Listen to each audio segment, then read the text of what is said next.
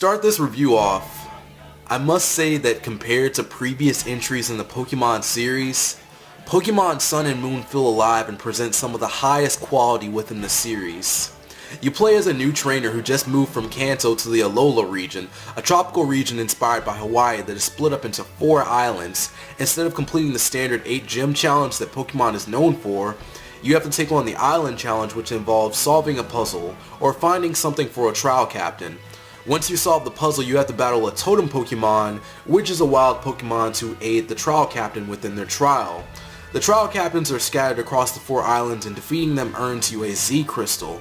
Z Crystals are a new mechanic, and if a Pokemon holds one, they can unleash the power of a very strong move. After you beat every trial captain on an island, you are able to take on the Island Kahuna in a battle. The Island Challenge is a breath of fresh air for the Pokemon series, and I think it was something that the series needed.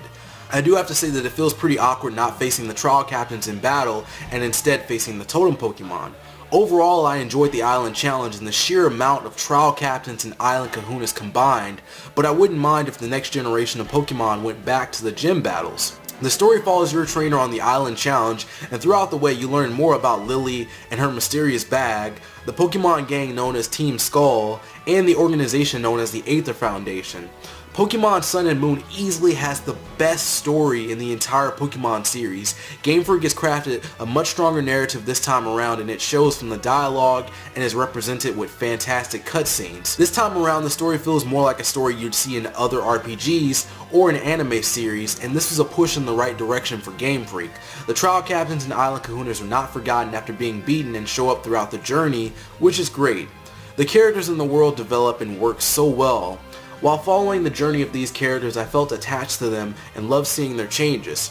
The attention to detail in Pokemon Sun and Moon is great. While I have high praise for the story, it is not perfect. With this well-crafted story came a very slow intro, as it takes quite a while to receive your starter Pokemon. When the game has emotional moments, characters will react to this, but the main character lacks facial emotions in these scenes, and I wish Game Freak took more control of the main character and made them stand out as the other characters do in these cutscenes and within the story. Another complaint is that once the game concludes, it does not feel like a complete conclusion.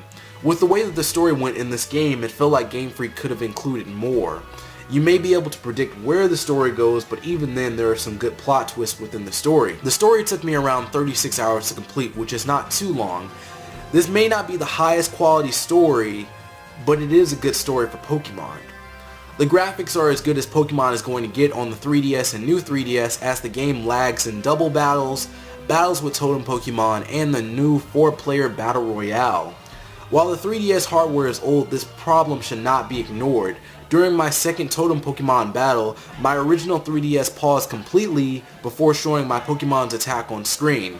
I think Game Freak has perfected their style of Pokemon with the fully sized trainers on screen instead of the chibi-like trainers from Pokemon X and Y. The battles are the same classic Pokemon action. Mega Evolution takes a step back in Sun and Moon to give the Z moves time to shine. The Z moves are a welcomed addition to the series and keep battles fresh. Another thing I liked about the Z moves was that more trainers had them rather than just the story important ones. Mega Evolution felt rare in the previous games, whereas Z moves are more common. There is a new feature in the battle menu which tells you which moves are effective against a Pokemon that you have met before, and it's a really good feature to help out new players and those who have not memorized the type chart. While Pokemon has been quite easy within its last few entries, the trials in Sun and Moon were a mixed bag for me.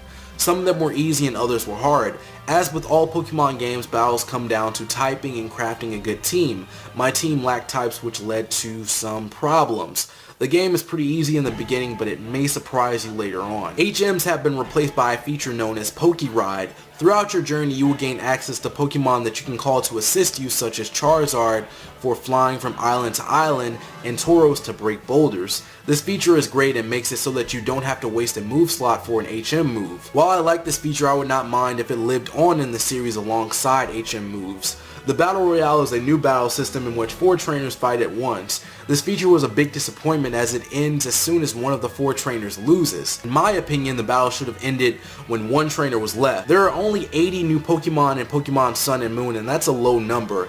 Game Freak also took older Pokemon from Kanto and gave them new typing. The forms of these Pokemon are known as Alola forms, and it was nice to see such a unique change, but it is very noticeable that Pokemon Sun and Moon do not have a lot of new Pokemon. It almost felt like the Alola forms were made to supplement this low number of new Pokemon. Overall, Pokemon Sun and Moon are the best games in the series, and I still stick to that feeling over a year later. The story is the best that Pokemon has to offer. It feels inspired by long RPG stories and anime. The characters felt alive, the world felt alive, and the game itself felt alive. The characters they made this time were so great that I thought Pokemon Sun and Moon needed a direct sequel. The cutscenes are a welcomed addition for the Pokemon series, but I wish they had voice acting in them. The new Z moves keep the battles from feeling completely like the older games in the series, and the difficulty of this game does pick up later, and that was also a great addition. Pokemon Sun and Moon was a game that tried a lot of new things for the Pokemon franchise. While some ideas worked, others need more refinement, and I hope to see that in later entries.